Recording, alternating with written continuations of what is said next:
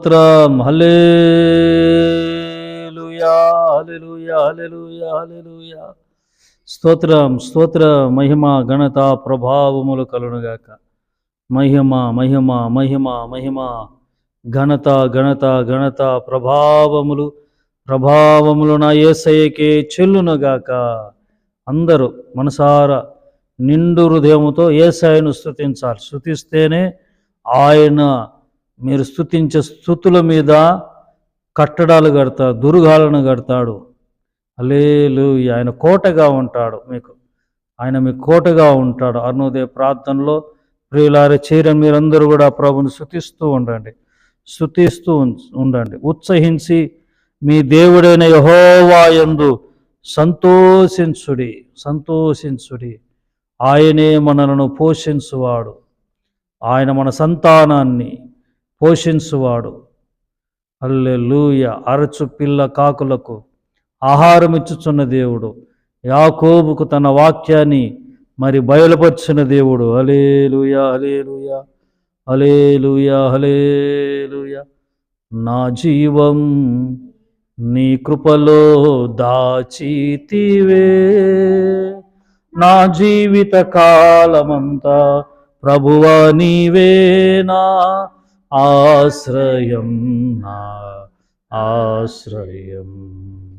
నా జీవం నీ కృపలో దాచితివే, నా జీవిత కాలమంతా ప్రభువా నీవే నా ఆశ్రయం, నా ఆశ్రయం.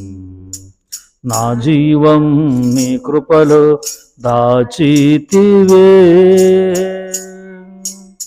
స్తుతుల మధ్యలో నివసించువాడా, స్తుతికి పాత్రుడా. స్తుతుల మధ్యలో నివసించువాడా, స్తుతికి పాత్రుడా. స్తుతి యాగముగా నీ సేవలో పానార్పణం చేతునే. స్తుతి యాగముగా నీ సేవలో పానార్పణం చేతునే. నా జీవం నీ కృపలో దాచితివే, నా జీవిత కాలమంతా ప్రభువా. అందరూ స్తోత్రం. మహిమ యేసయ్యకే మహిమ, ఘనత. ఆయన రక్షకుడు, ఆయన ఉద్ధరించువాడు, బాగు చేయవాడను. తీవే గాయాలు కట్టి గాయములను మాన్పువాడు ఆయన, గాయపరచువాడు ఆయన, గాయాలను మాన్పువాడు ఆయన. నా ఆశ్రయం, నా జీవం నీ కృపలో దాచితివే. ఆమేన్. హల్లెలూయా, హల్లెలూయా, హల్లెలూయా. ప్రభు మనకిచ్చిన ఈ నూతన దినాన్ని ఉదయకాల కృపతో దేవుడు మనల్ని బలపరిచినట్లుగా నిండు హృదయముతో రెండు చేతులు ఎత్తి స్తోత్రం చెబుదామండి. స్తోత్రం చెప్పాలి. అందరూ మౌనంగా ఉండొద్దు, మౌనంగా ఉండకూడదు. ఒక్కరు మౌనంగా ఉండకూడదు. అరుణోదయ ప్రార్థనలో అందరు నోరు తెచ్చి ప్రభుని స్తుతించండి. స్తోత్రం, స్తోత్రం. దేవుని స్తుతిస్తేనే ఈరోజంతా మీకు క్షేమం కలుగుతూ ఉంటుంది. స్తుతించండి, మంచిది. యెహోవాను స్తుతించుట మంచిది. స్తోత్రం, స్తోత్రం, స్తోత్రం, స్తోత్రం, స్తోత్రం, స్తోత్రం. ఉదయకాల కృపను నా ప్రభు అనుగ్రహించునుగాక. ఈరోజంతా కృపచేత మనము బ్రతికింపబడదుము గాక. ఈరోజు ప్రయాణం చేస్తున్న వారిని బట్టి, ఉద్యోగాలకు వెళ్తున్న వారిని, వ్యాపారాలు చేస్తున్న వారిని బట్టి, అలాగే తిరుగు ప్రయాణంలో ఉంటున్న వారిని బట్టి, అందరిని బట్టి క్షేమమైన ప్రయాణము వారిని ఈ ప్రతి అంశాన్ని బట్టి నిండు హృదయముతో స్తోత్రం చెబుదామండి. స్తోత్రం, స్తోత్రం, స్తోత్రం, స్తోత్రం, స్తోత్రం, స్తోత్రం, స్తోత్రం. ఈరోజు పెళ్లి రోజులు, పుట్టినరోజు జరుపుకుంటున్న ప్రియులను నా ప్రభు ఆశీర్వదించునుగాక.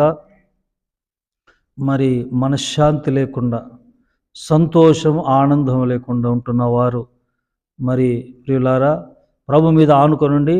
సంపూర్ణ శాంతి వారిగా నా ప్రభు మిమ్ములను చేయను. లోకమిచ్చే సమాధానం వేరు, ప్రభు ఇచ్చే సమాధానం వేరు. ఆ సమాధానంతో మరి ఎవరైతే మానసికంగా క్షోభకు గురై మరి సతమతమవుతున్నారో, కొట్టుమిట్టాడుతున్నారో అలాంటి వారికి నా ప్రభు సమాధానం దయచేయనుగాక. అనారోగ్యంగా ఉంటున్న వారు నా ప్రభు ముట్టునుగాక, సంపూర్ణ విడుదల దయచేయనుగాక. అలాగే మరి పెళ్లి కాకుండా ఉంటున్న వారిని నా ప్రభు ఈ క్షణమే మరి వారికి నిరీక్షణ పుట్టించునుగాక. ఈరోజే మంచి సంబంధాల విషయంలో నా ప్రభు కార్యాలు జరిగించునుగాక. మరి పిల్లలు లేకుండా ఉంటున్న వారి విషయంలో కూడా నా ప్రభు మిమ్ములను దీవించునుగాక. పిల్ల పాపలతో నా ప్రభు ఆశ్రయించునుగాక. సొంత గృహాలు లేకుండా వారిని కూడా దేవుడు దీవించి సొంత గృహాలు దయచేయనున్నట్లుగా వీటన్నిటిని బట్టి స్తోత్రం చెబుదాం. యేసయ్యకు స్తోత్రం. ప్రభు ప్రార్థనను ఆలకించునుగాక.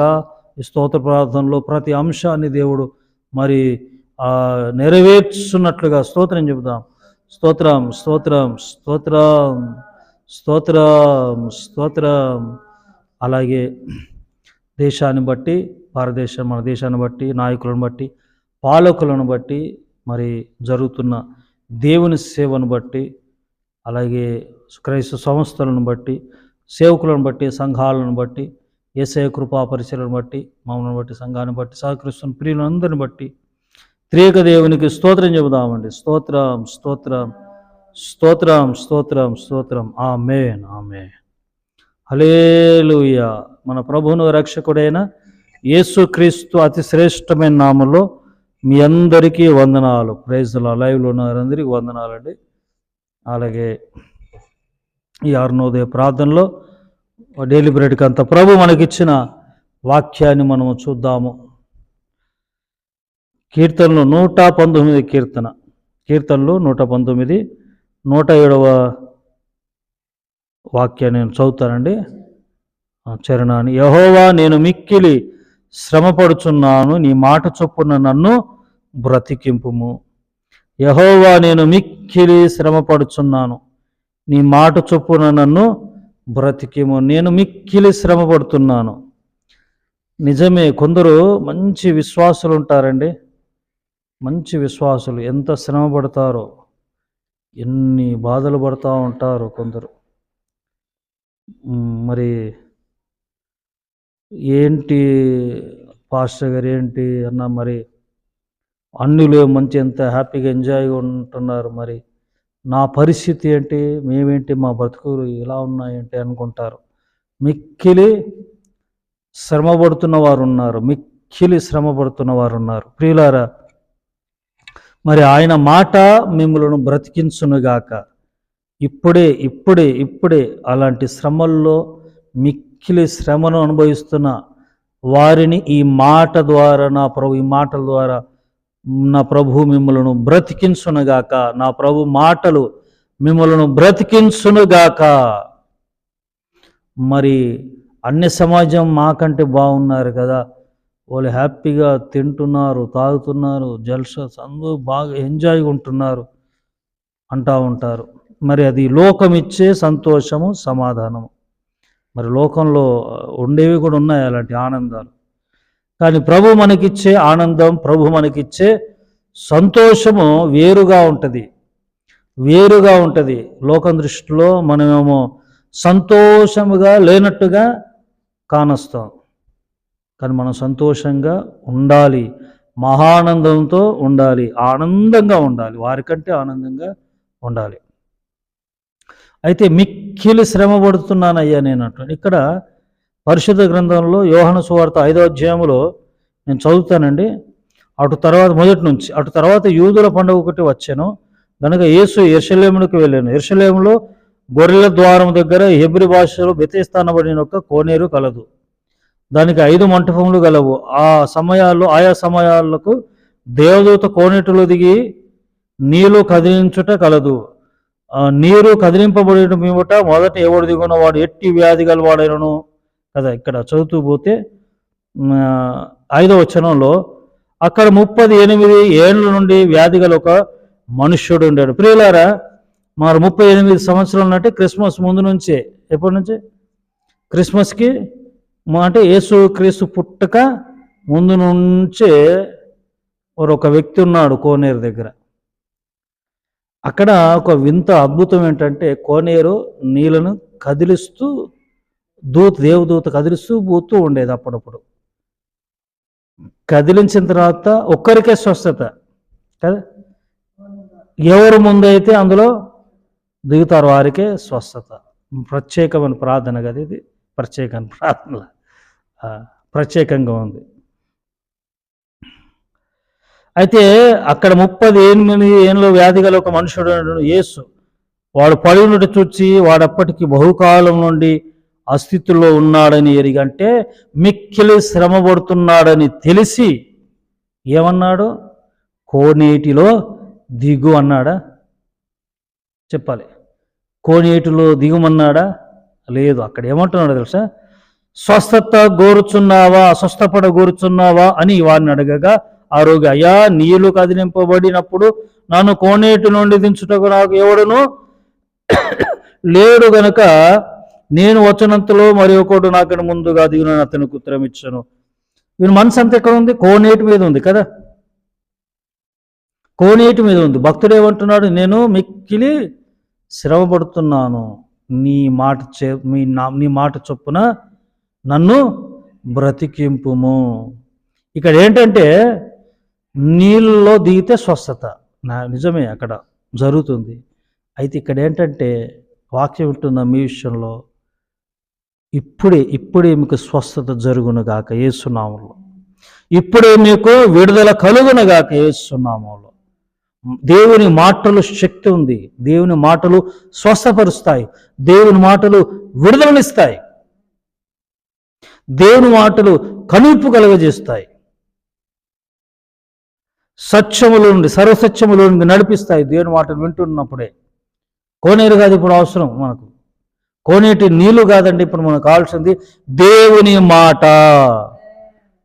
డబ్బాలు కాదు, ప్రార్థన డబ్బాలు కాదు, లీటర్ల డబ్బాలు కాదు ప్రార్థన నూనెలు. కావాల్సింది ఏంటండి? దేవుని మాట నిన్ను స్వస్థపరుస్తుంది. ఖర్చీపులు కావండి, ఖర్చీపులు కావు, దేవుని మాట, పండ్లు పలహారాలు కాదు నేను బాగు చేసేవి. మందిరానికి అర్పణలు తీసుకురావచ్చు, తప్పు కాదు, కానీ నేను బాగు చేసేది ఏంటి? దేవుని వాక్యం. ఇక్కడ చూడండి, దేవుని మాట. యేసయ్య ఏమంటున్నా? నీవు లేచి నీ పరుపెత్తుకొని కోనేటిలో దిగము అన్నాడా? లేదు. నీవు లేచి పరుపెత్తుకొని నడువమని వానితో చెప్పగా వెంటనే వాడు స్వస్థత నుండి తన పరుపెత్తుకొని నడిచెను, దరిద్రం పోయింది. ఏంటండి? 38 సంవత్సరాలు ఉంటున్న దరిద్రము పోయింది, మిక్కిలి శ్రమ పోయింది కదా. యేసయ్య అన్నాడు, లే నీ పరుపెత్తుకొని పో, దరిద్రం అంతా పోయింది. యేసయ్య మాట వింటే, యేసయ్య మాటను విశ్వసించి వింటున్నప్పుడు ఉన్న దరిద్రం అంతా పోద్ది, నిజంగా చెప్తున్నానండి. 2 చేతులు జోడించి మందిరంలో ఉండి ఉదయకాల సమయంలో దేవుని మాటలు వింటూ ఉండండి. ఆ మాటలు మిమ్మల్ని మార్చకపోతే, మీ పరిస్థితులు మార్చకపోతే నన్ను అడగండి. దరిద్రం పోతే అడగండి. ఇంకా దరిద్రంలో ఉంటున్న వారు ఉన్నారు. కారణం ఏంటంటే మాయగాలు ఉన్నారు. ఆ మాయల్లో ఉచ్చులో పడిపోయి దేవుని వాక్యాన్ని నమ్మట్లేదు. దేనండి? ఉపదేశాన్ని, దేవుని వాక్యాన్ని నమ్మట్లేదు, పూర్తిగా అంగీకరించట్లేదు. కాబట్టి ఇంకా మిక్కిలి శ్రమల్లో ఉంటున్నారు. మిక్కిలి శ్రమలు మీరు ఉండకూడదు. ఉదయకాల సమయంలో ఇప్పుడే నా ప్రభు తన వాక్కు ద్వారా మీకు విడుదల, స్వస్థత దయచేయునుగాక. ఆమేన్. 38 ఏళ్ళ నుండి ఉన్న ఆ వ్యక్తి యొక్క దరిద్రం పోయిందా లేదా? చెప్పండి. దరిద్రం పోయిందా లేదా? ఎలా? నీళ్ళలో దిగుతూ పోయిందా? లేదు. ఆయన మాట సెలవు ఇవ్వడంతోనే పోయింది. మీరు వాక్యం చదువుతున్నప్పుడే మీ ఇంట్లో ఉన్న దరిద్రము, చీకటి, నీ ఒంట్లో ఉన్న దరిద్రము, అనారోగ్యం అంతా తొలిపోనుగాక, శాపము తొలిపోనుగాక. వాక్యం చదువుతున్నప్పుడే, వాక్యం వింటున్నప్పుడే, మీరు వాక్యం బైబిల్ చదువుతున్నప్పుడే మీకు అద్భుతం జరుగునుగాక, వింటున్నప్పుడే ఆశ్చర్యకార్యాలు జరుగునుగాక. ఆమేన్. వాక్యాన్ని ప్రేమించండి, వాక్యాన్ని వినండి. అద్భుతాలు నా ప్రభు తన వాక్కును పంపించి 38 ఏళ్ళ నుండి ఉంటున్న వాడుకున్న దరిద్రం అంతా, శాపం అంతా పోయింది. ఎలా? నీళ్లు కాదు, తొలగించింది ఆయన మాట. ఆమేన్, హల్లెలూయా. ప్రార్థన. పరిశుద్ధుడా, మహోన్నతుడు తండ్రి, నీ మాట ప్రభా ఆ వ్యక్తికి పట్టి ఉన్న దరిద్రం అంతా, 30 ఏళ్ళ మీద సంవత్సరాల ఉన్న దరిద్రం పోయింది ప్రభా.